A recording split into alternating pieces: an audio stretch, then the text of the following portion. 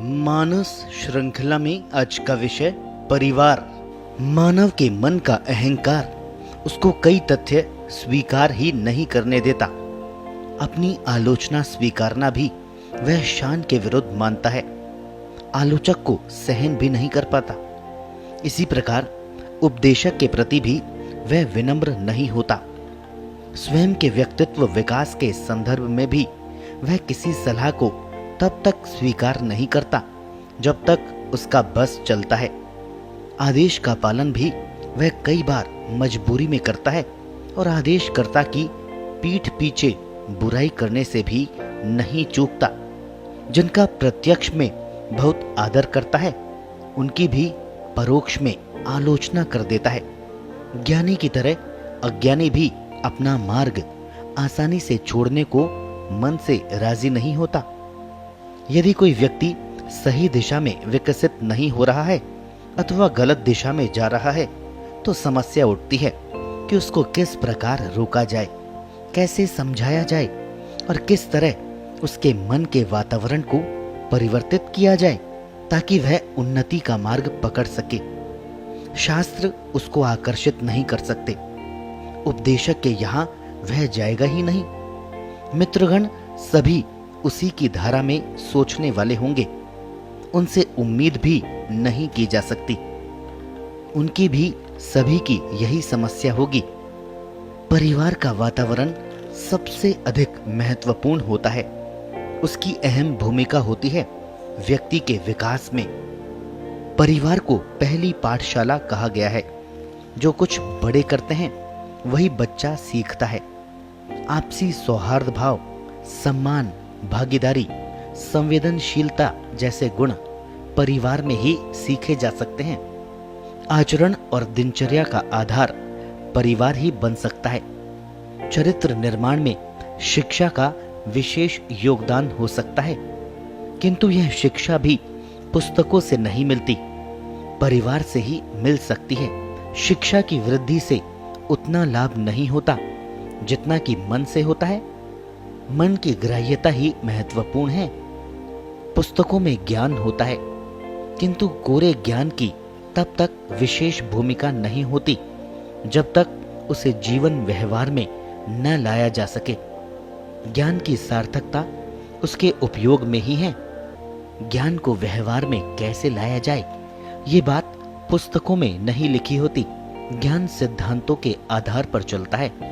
व्यवहार नीति प्रधान होता है। वस्तुस्थिति के आधार पर ही व्यवहार तय किया जाता है। जीवन ज्ञान और व्यवहार का संतुलन होता है। व्यवहार की शिक्षा में माता पिता और गुरु की भूमिका ही महत्वपूर्ण है। शिक्षा में जिसे ज्ञान कहा जाता है उसमें सूचनाएं अधिक होती है, ज्ञान कम। सूचनाओं का उपयोग सीमित होता है, आवश्यकता पड़ने पर ही हो सकता है। ज्ञान का महत्व जीवन पर्यंत बना रहता है। वह जीवन की दिशा तय भी करता है और दिशा को बनाए भी रखता है। ज्ञान व्यक्ति की क्षमता होता है, व्यक्ति की पहचान होता है, जीवन को सार्थकता देता है, व्यक्ति को समाज और राष्ट्र से जोड़ता है। सूचनाओं में यह शक्ति नहीं है। ज्ञान की इस अनिवार्यता के कारण ही मानव के लिए इतने शास्त्र रचे गए हैं, किंतु शास्त्रों की भाषा और अर्थ साधारण व्यक्ति की समझ से बाहर होते हैं। इस ज्ञान को जन जन तक पहुंचाने की अपनी शैली है।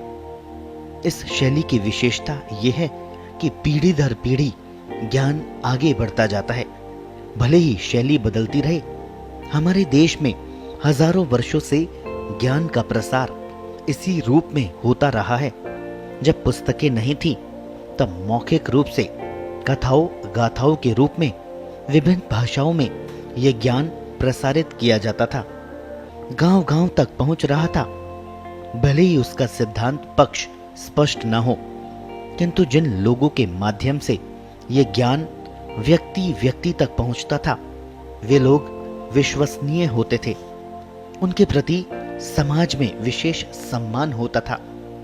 हमारे देश की लोक गाथाएं, नृत्य नाटिकाएं, शिल्प आदि इस संस्कृति के प्रमाण हैं।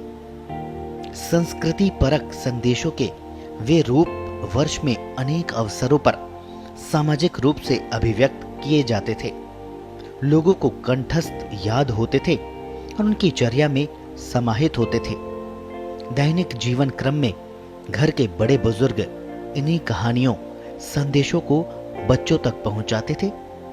बच्चा 6-7 वर्ष की उम्र में स्कूल जाता था, तब तक अधिकांश कहानियां वह सुन चुका होता था। रामायण, महाभारत के अनेक दृष्टांत उसे याद हो चुके होते थे।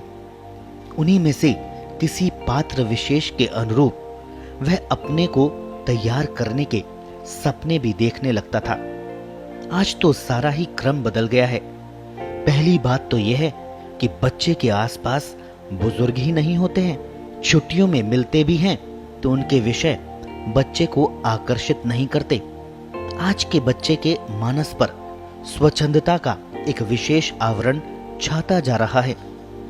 घर के लोग बच्चे के लिए सब कुछ करें, उनकी ड्यूटी है। बच्चा उनके लिए कुछ करे या न करे, उसकी मर्जी है। शहरों के संपन्न घरानों में आप ये परिदृश्य देख सकते हैं। बच्चे को रोकने के लिए किसी के पास समय नहीं है। सब अपने अपने कार्यों में व्यस्त हैं। इस कार्य को, बच्चे को शिक्षित करने के कार्य को अधिक महत्व नहीं दिया जाता। ये संक्रमण काल का ही प्रभाव है कि पुरानी पीढ़ी के बच्चों को उनके माता पिता ने तैयार किया। संस्कृति के प्रभाव में वर्तमान पीढ़ी को तैयार करने का जिम्मा स्वयं बच्चों पर छोड़ दिया गया। वे दादा दादी, नाना नानी बने तो बैठे हैं, किंतु नियमित रूप से अपने नन्हे मुन्नों के साथ स्नेहिल आदान प्रदान को तैयार नहीं है। किसी भी पीढ़ी के माँ बाप आज अपनी दिनचर्या में बच्चों के लिए उपयुक्त समय निकाल पाने में असमर्थ हैं। न उनमें उतना ज्ञान होता है कि बच्चों को कैसे सिखाया जाए, और न ही धैर्य।